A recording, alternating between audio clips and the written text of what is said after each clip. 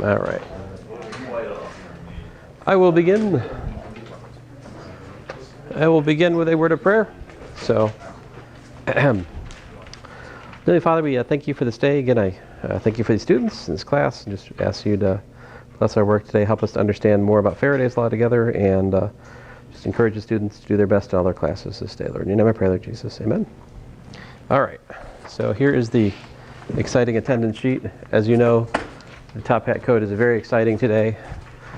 So make use of it, or don't. I don't care, frankly. But today we have several more examples of Faraday's law to look at. I'll start with example 75 from my notes. So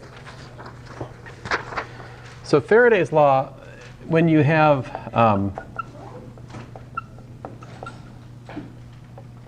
multiple loops, looks a little different. So the voltage induced is equal to minus n times the derivative of the magnetic flux with respect to time. You know, this is for a loop with n turns,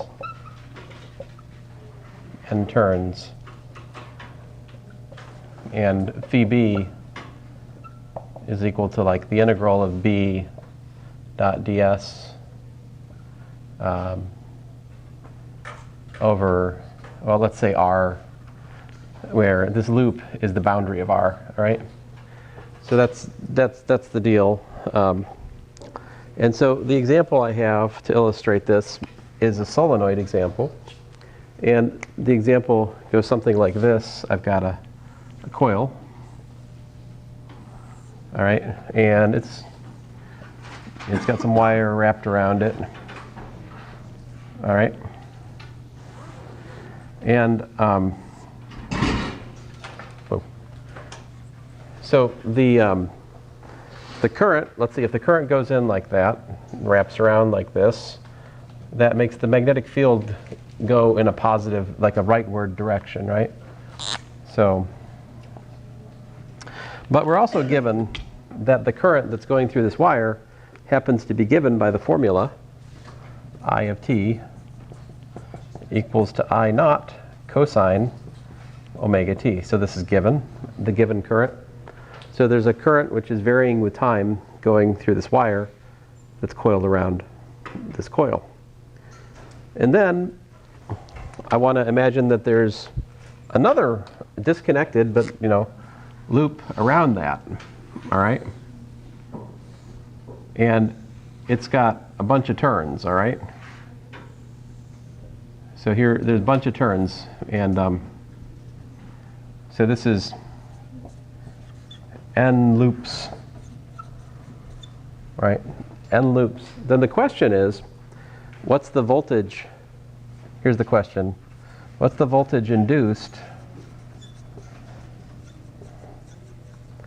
in the coil, in the n loop coil?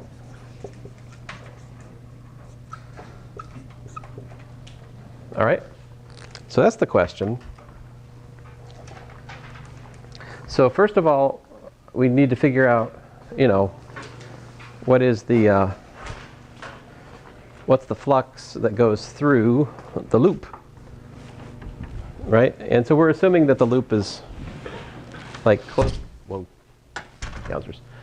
to the center. This is a long solenoid. We're going to ignore edge effects, et cetera, et cetera. So we've worked this out, right? We know that the magnetic field is equal to mu naught n I. So that's the magnetic field inside the coil. And I think I was supposed to also tell you that the solenoid, I forgot to tell you, this has number density n. In other words, there's n turns per unit length, right? So n is equal to number of turns per length for the blue solenoid. All right. Okay. So we worked it out that the magnetic field inside a solenoid last time is mu naught Ni, right? We drew a little Amperian loop and all that. We worked this out. So essentially, the question then boils down to, I also need to know the radius. I keep forgetting to, eventually I'll finish giving you the givens. So the radius of the solenoid is also given, otherwise this problem doesn't make sense. All right, so if you look at this, where is there magnetic field lines going through the red coil? It's just within the solenoid, all right? So if I drew that, here's the intersection of the, intersection of where the red loop is, intersects the solenoid. There's only really magnetic field non-zero here, right?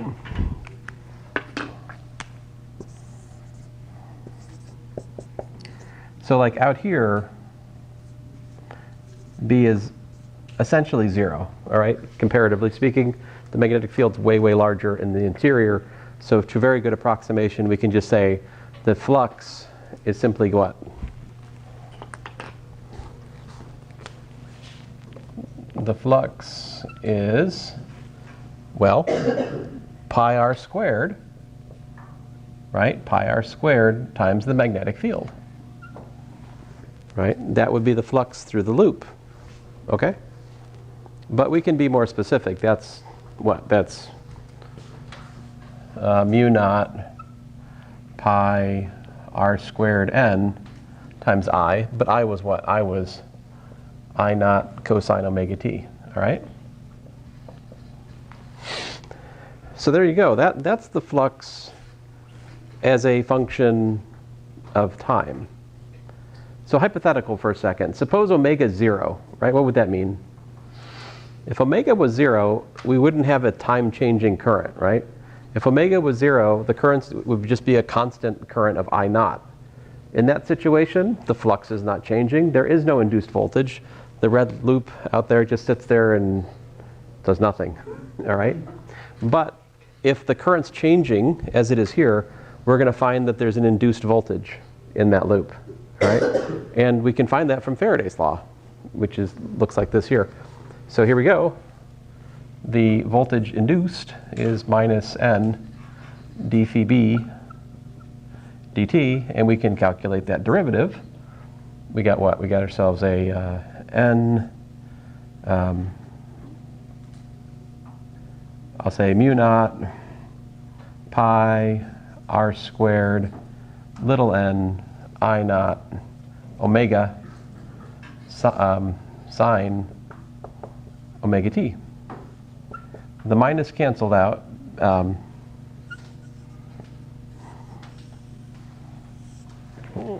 Because there's a derivative of minus from cosine, right? So there you have it. That would be the voltage induced in this case. So so my notes are wrong. I have neglected the minus from differentiating cosine, so sorry about that. There's a typo on page 102 on my example 75. So my apologies. Anyway, this is example 1 for us today. Right? Any questions? What's the voltage across? So the voltage is around this loop. So if you were to say start the loop here, understand that these are insulated wires, so they're not, and then I go round and round and round and round. Eventually, so this is like the start. Eventually you come back to the end, right? And if there's like a little gap right there, then the voltage between those 2 points would be E. Otherwise, the voltage is dropped across the whole wire as a total. It's like, if there's, if the loop was a wire of constant resistivity, then the voltage would be being dropped across the entirety of the loop. So this voltage is also going to then cause current through that wire. Is what Yeah, you're saying? exactly. Yeah. Right. So if the resistance of the wire, the red wire, was known, and I didn't even give you the radius, right? It doesn't even matter what the radius is of the red wire. It's the same story. As long as it's encircling the solenoid, you get the same induced voltage for that loop, right? But surely, yes, if the length of the red wire was different, you'd get different currents because you'd have different resistance, assuming the same material. But I haven't given us any of those details, so all we can talk about is just the voltage induced. Yeah. So, yeah. Let me look at another example for you guys. Example 2.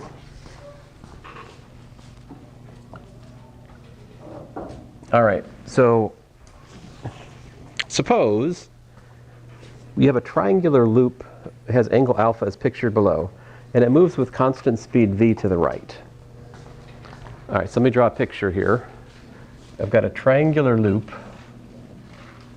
with angle alpha, all right? And it's moving to the right with speed, I'll say v naught, all right? And we're going to assume that that's a constant speed, all right? It is entering a region with a constant magnetic field, all right? I'll draw it as if it's partially entered already, okay? So here we've got a magnetic field. And we're going to assume that the magnetic field's constant and that it's going as pictured.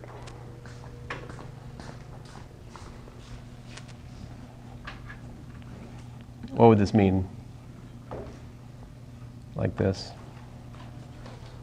It'd be coming out at us, right? So the magnetic field, the region, so this is out of the page, right? Out of the board, out at you.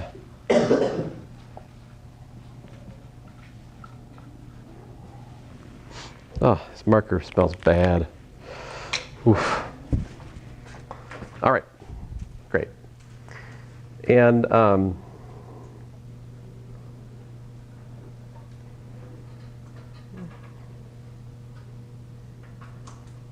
so the question then is to find the voltage induced in the loop as a function of time, assuming at time equal to 0, the vertex of the triangle has just reached the edge of the region. All right, and also indicate the direction of the induced current on the diagram.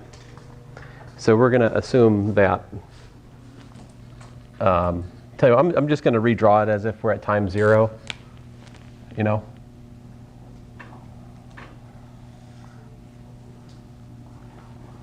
So there we go, t equal to 0 looks like this. And we are assuming that this triangle is like this is length L, this also has length L, all right? So that kind of triangle. What kind of triangle is that? If I was to use my words, isosceles, right? So there's two questions. What's the voltage induced as a function of time, right? And the second question is, what's the direction of the induced current? Let's start with the direction of the induced current. So let's think about this. As, you know, the triangle enters, you know, the B naught region, the magnetic flux due to B naught increases what? Out of the page, right? Out of board. That implies that the induced current must generate B field into the board. This is Lenz's law. Lenz's law says that the induced current induces a magnetic field to try to counter the change in flux through a loop. All right? People say nature abhors a change in flux. So like, if you think about that, if I want to induce a current that makes a magnetic field into the board, we imagine using the right-hand rule, like kind of imagine your fingers going around like that. Your thumb will point in the direction of the induced magnetic field. So if I have the induced current like this, that's what I want. All right, so it's going to go up this way, and then back this way. All right, that's the the direction of the induced field. Induced current, rather. So imagine your right hand, you're going here, right? Your fingers, your thumb points in the direction of the wire. Your fingers hit the interior of the triangle into the board, right? Into the board. This is, but notice there's like a quick shorthand here. For a loop, there's also the right hand rule. If you take your right hand and curl your fingers around the loop, your thumb will point in the direction of the magnetic field induced inside the loop. See this? Like this, thumb in. If the current was going the other way, like that, I would get an induced magnetic field out of the board. So those are two really different right-hand rules that you should know about both of them. All right, they're mutually agreeable. So the induced current must be going into the board, which implies I induced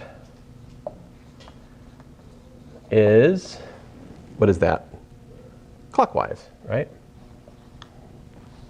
That's a clockwise current, right? You guys remember clocks? Yes? No? Maybe so? Get yourself a clock this weekend and study it. No? Fine. Find a clock app this weekend and study it. Is that better? Still not better? No? All right. Oh well.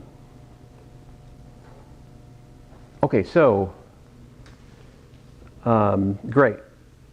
So the question then is, if at time 0 it's there, what is the flux as a function of time? Can you guys help me figure it out? So if I draw the picture a little bit later, let me redraw it down here. Because you kind of have to draw the picture in process, don't you? In order to understand what's going on. Like that, right? So after time t, greater than 0. So suppose it's gone that far, you know, after time t. And if I call this distance that it's gone, that the vertex has gone into here, x, right? Agree? We can do that? If I do that, then the part where there's magnetic flux is just this part, right? The part with x. So well, how is x related to v naught? X equals to what? If it's going constant velocity, what do we have here? V naught t. All right. Great. Now what's the area? See, because if we can find the area of the little part of the triangle that's inside the region, then we just take area times magnetic field, which is constant. And that gives us, so what's this area, you know?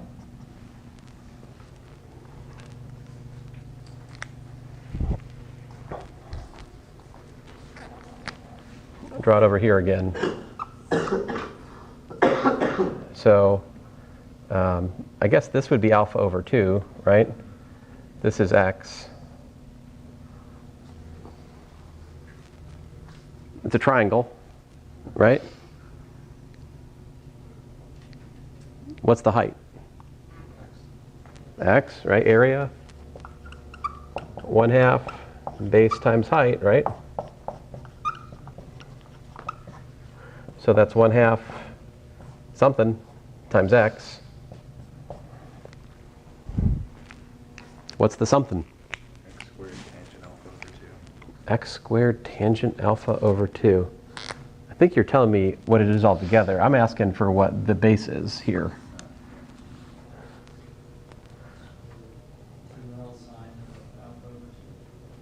2L. So this is, oh, this is L? I did say that, didn't I? Oh, but that's not L, is it? Yeah, sorry about that. Can't use that.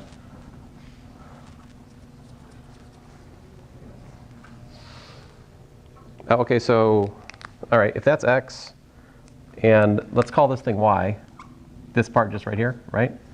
Of course, we have that tangent of alpha over 2 is equal to y over x, right? So this gives us 2 we can put 2y here, right? Which of course is just xy, which is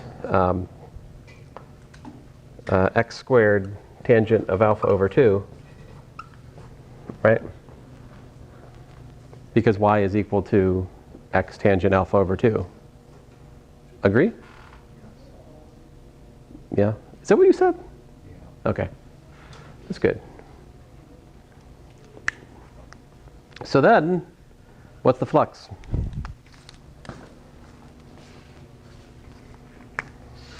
The flux then is equal to, you know, what we got here? We got B naught.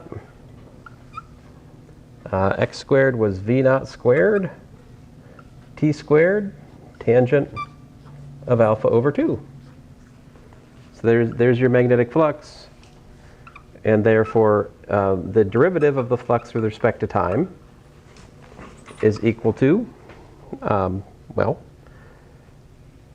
let's see here. So we got ourselves a 2 B naught V naught squared T, and times the tangent of alpha over 2, right? And let's see here, and I put a minus, right? And that minus reflects the fact that the voltage is induced such to create a clockwise current, which is understood to be negative, right? So there you go. That would be the voltage induced, just like that. What if the angle of the triangle was changing?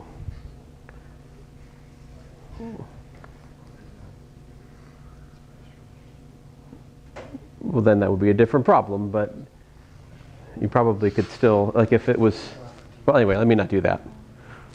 All right. Does this make sense? I hope. Why is it on N in this one? Oh, because there's just one loop. Okay, so, yeah. There's just one loop here. So N is 1 in this equation. Yeah, n equal 1. Got it. Very good, yeah. We good? Yes, no, maybe so. I put this on a test at one point. Or was it homework? What am I looking at?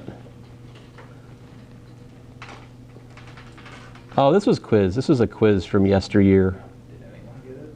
Yeah.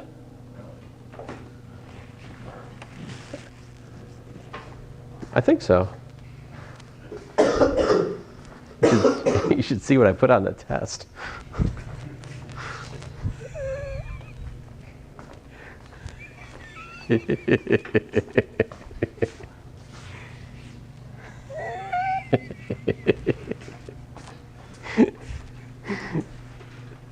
There is a much worse version of this problem. I forgot about it until like just yesterday. I found it. I sent Dr. Berdera as a solution. And he told me this morning, and I quote, "That's a nice problem." So,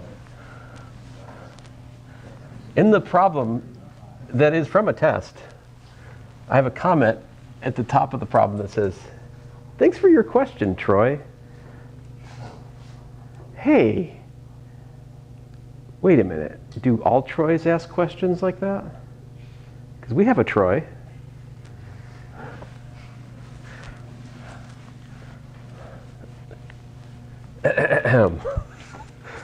It's too bad he's not here. Let's see here. Anyway, I guess you guys are safe from him asking a question, right? So example 3. How about this? We have, actually let's a warm up for example 3. Let's take a break. We're going to take a break from Faraday's law for just a second. We can go back. This is a warm up for example 4 though. Oops, example 3. So suppose you just have a square loop of current, like so. Right, square loop of current. Then the question is, what's the magnetic field at the center point? All right, and we'll let the side length of this thing be L. All right, so if you use my right-hand rule, which direction is the magnetic field coming out? So we're supposing there's a current like this, okay? So it should be doing what? It should be coming out at you, right? What's the magnitude of the magnetic field at the center of the square loop, though?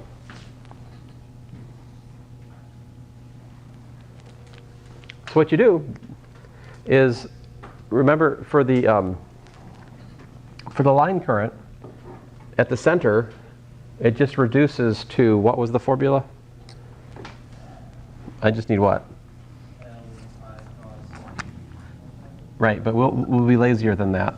So this is R, and so for a constant current, if we look at a distance r on the center, distance r from the wire at the center of the current, the magnetic field is pointed directly into the board, perpendicular to the wire, and the magnitude is the very simple thing we learned from Ampere's law, which was what? Mu naught I over 2 pi r. All right? So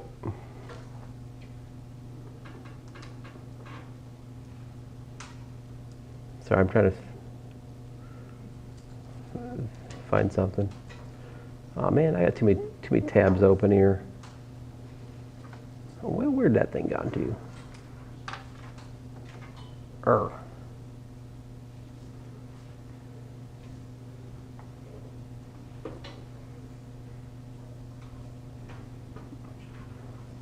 Right. So I get that. That's just from one side, right? But you have the same for all 4 legs. So you take this times 4, right? But R is what?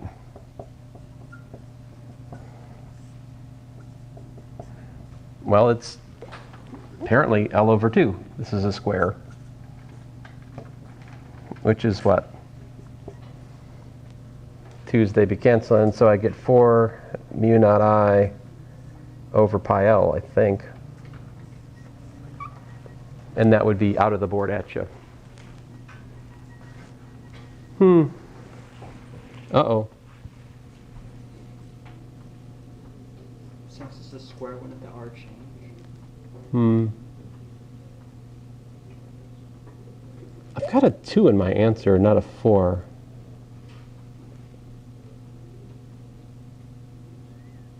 Oh, but in my answer, the R is so my answer, I have the thing I'm looking at from yesteryear. This is, I've defined this to be, my answer is like, my answer basically is with L over 2 down here, and if I have that, well, wait a minute.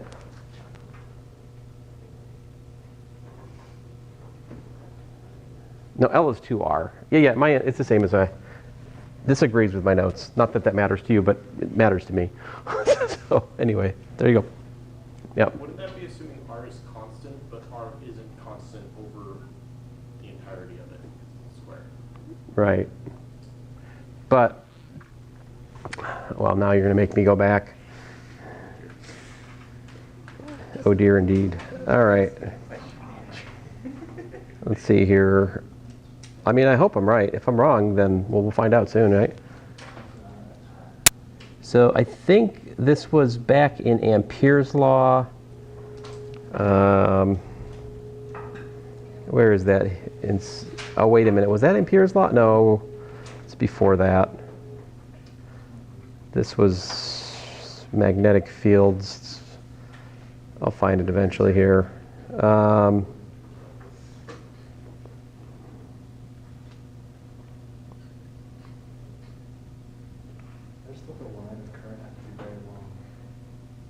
Well, yeah, but we also found that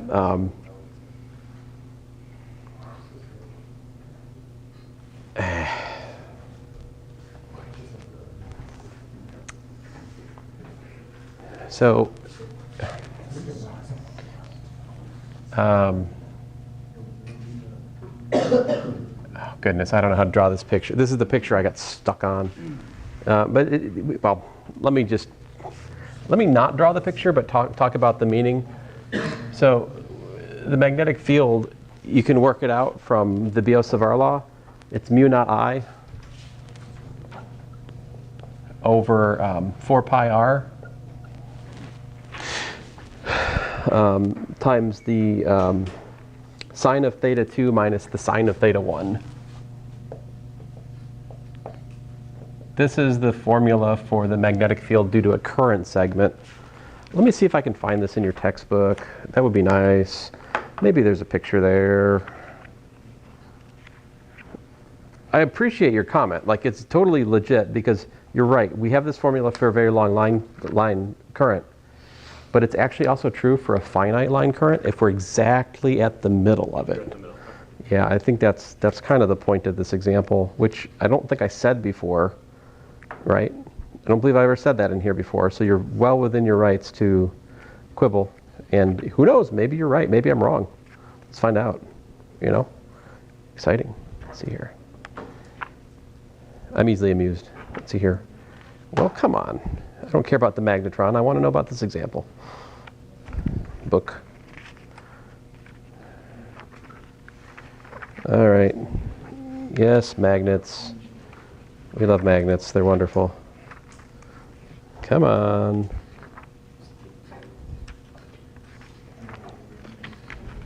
So the picture I have in my notes for this, it's weird because I've got like the current segment to the side of where I'm looking at the field, which is just weird. I don't like the picture in my notes. It's on the top of my list of things to fix for next time. Sorry, you guys. Man.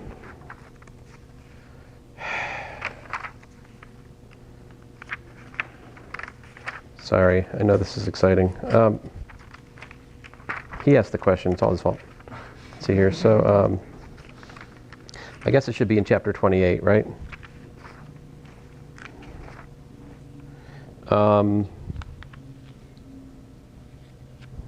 Yeah. I wonder if they don't even have this formula in this book. So it's roughly section 28.3.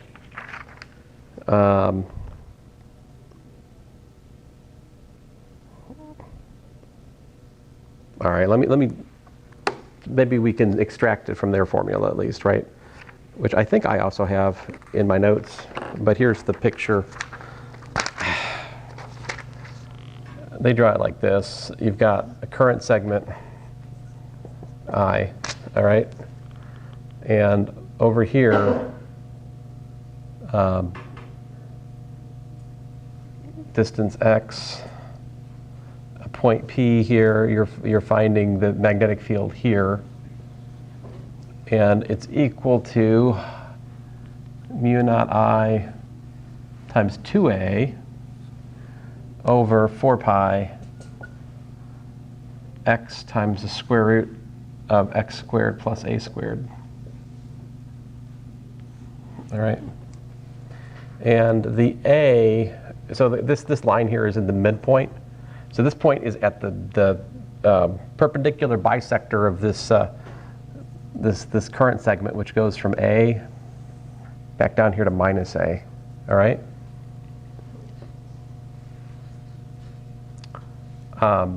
So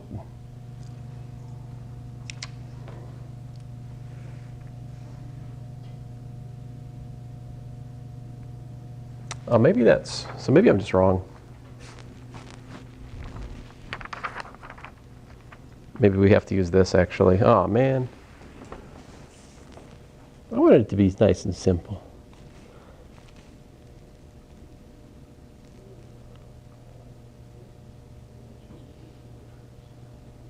Yeah, 4 times that, exactly. So the x, so I guess we can just use this, but what's my, yeah, I wanted this to like simplify to that, but this is, so okay, so we're wrong. What are we supposed to do then?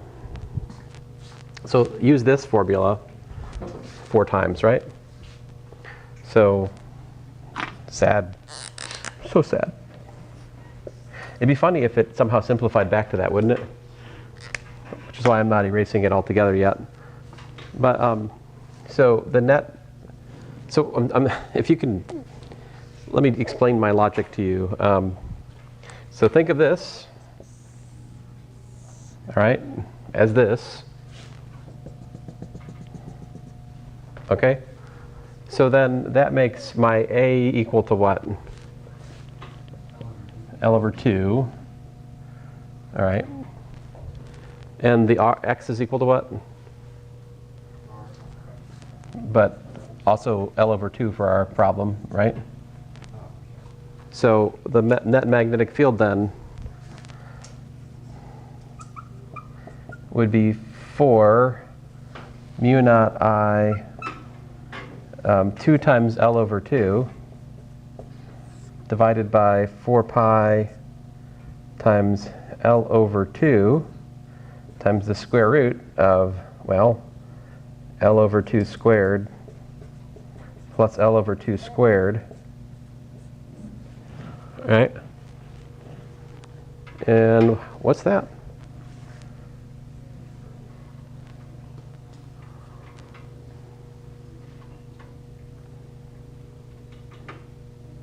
The 2's be canceling upstairs. This gives us a fourth plus a fourth, which is a half. So I get a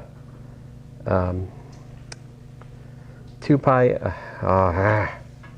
sorry guys, 4 mu naught, so many things to cancel, so many things to cancel. Mu naught, 4 mu naught I L upstairs.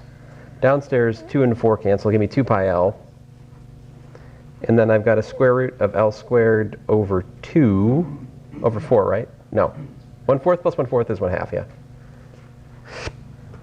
So, oh, these L's be canceling.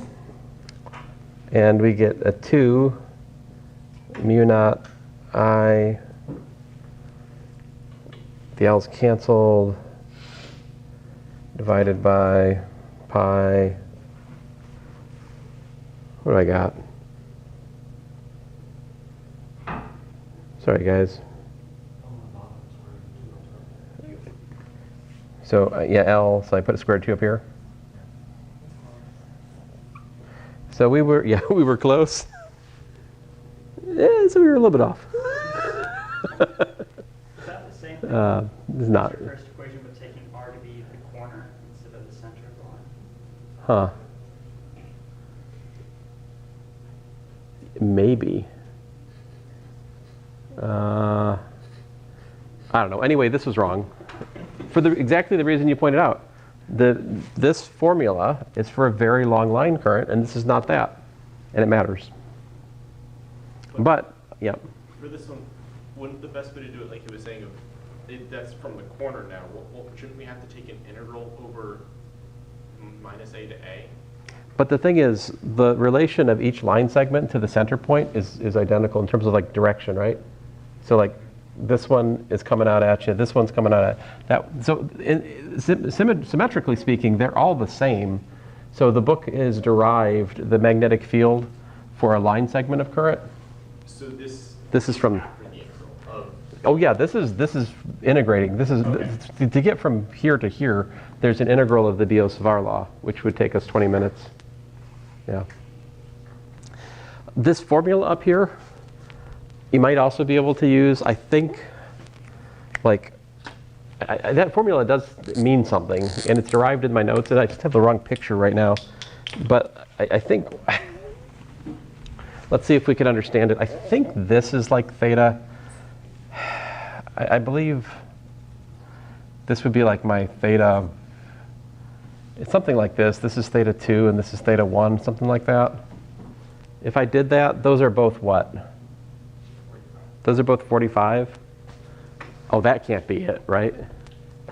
So it's got to be something like theta 1 is, it's got to be like, they can't be, they have to be like relative. Something like theta 2 is minus 45 and theta 1 is 45, something like that. Maybe flip the script here, something like that. And then that would give me like, 1 over root 2 minus 1 over root 2 with a minus, So that would give me 2 over root 2 for that, which would give me a net of 1 over root 2. And then when I, that might, so if I did that, if this works out to 2 over root 2, then this is equal to what? Mu naught I over 2 root 2 pi r. And if I multiply that by 4, I get that.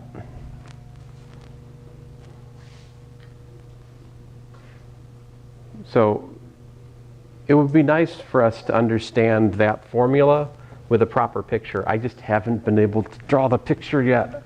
And I got to find the book where I got this thing out of. So it's driving me nuts. Because this is a nice formula, right? I think it's the angle off the axis, and it counts as like negative for this way and positive for that way or something like that. But we don't need that formula because we also have this formula to use, right? So, which again, we could derive from the, Biot-Savart law. Okay, so that was supposed to be a simple example, but I see I have found a way to complicate it. So here's our next example. Thank you for your question, though. It's good to not teach wrong things, So, don't call me Dr. Cook in here. I'm just Mr. I only have a master's in physics, Let's see here. What do I know? Oh, goodness gracious. So, how about this? We'll make the current nice and long this time. That'll fix it, right? So example 4. Suppose you got a very long line current. All right, very long. And you've got a square loop here, right? Side length. Well, how about L? And it's distance R, right? And you're pulling it down with constant speed P naught. All right. What's the voltage induced? Is there voltage induced? By the way, the example I just erased, what happens once the triangular loop is entirely inside the field? There's no change in flux, and therefore there is what? No induced current. The voltage drops to 0, right? So here, if I'm moving it this way, right? Then as I pull it away, the magnetic field does what? What's the formula for the magnetic field? Well, this time, we're good. Mu naught I over 2 pi r, right? And if you right-hand rule, how's it go? Into the board, right? So we're going, this is my, my magnetic field's like that away. So which direction will the induced current be, by the way? Let's figure that out to start with. So if pulling this away, pulling this down, what's happening? The magnetic field's magnitude is decreasing as you pull away, right? Which means that the flux through the loop of a fixed area is decreasing into the board. So that means that you want induced current to be such that it increases the magnetic field into the board. As such, your induced current must be in the, what's that? Clockwise sense, right? So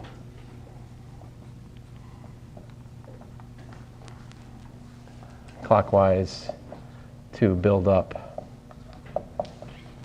magnetic flux into board.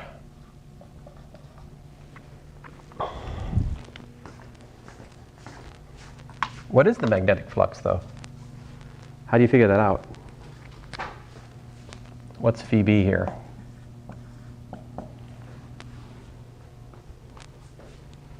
Maybe instead of calling that r, let me call it x. That probably would go better for us here, wouldn't it? Or you guys want to use y? We can use y. I'm open to it. Y. I mean, why not?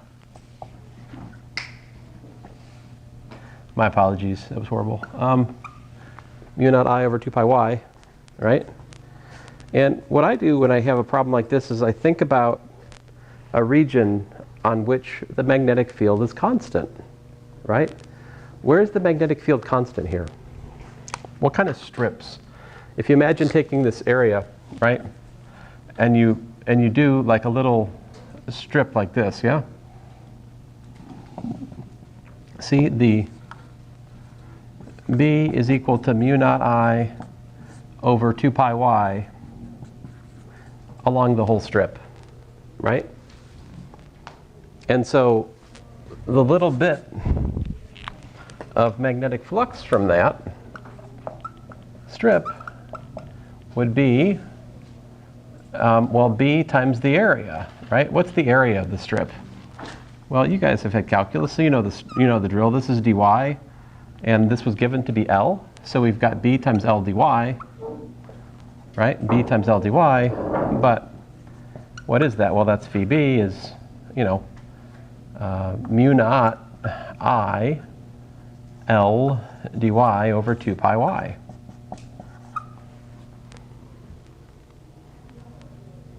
Right? And so to get the flux, I'm going to have to integrate mu naught I L dy over 2 pi y from y to y plus L.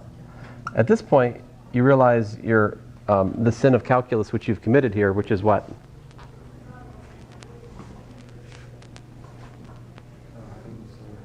You've used the same variable for the bounds and the integration, right? How do you fix this? Change one. So what do you, I mean, fine, I'll change the integration variable to x just to feel better about my, not, sometimes I'll slap a bar on it or something. Anyway, whatever. Some of you would just not change it and just do the calculation and pretend there was no problem. And it might work out okay. It might work out okay. Your instructor might not care. It's possible.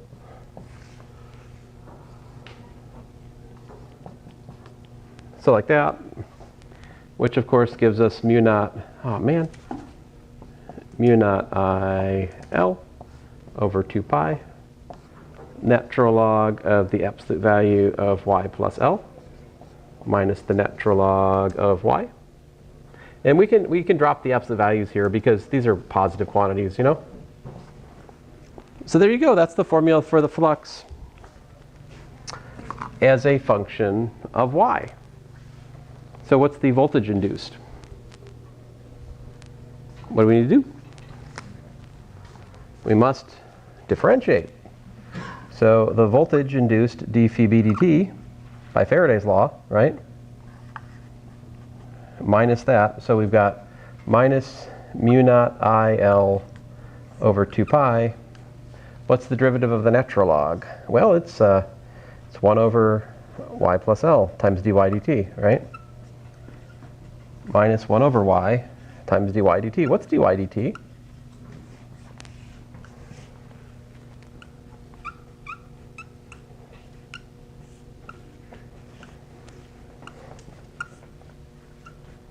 Any ideas?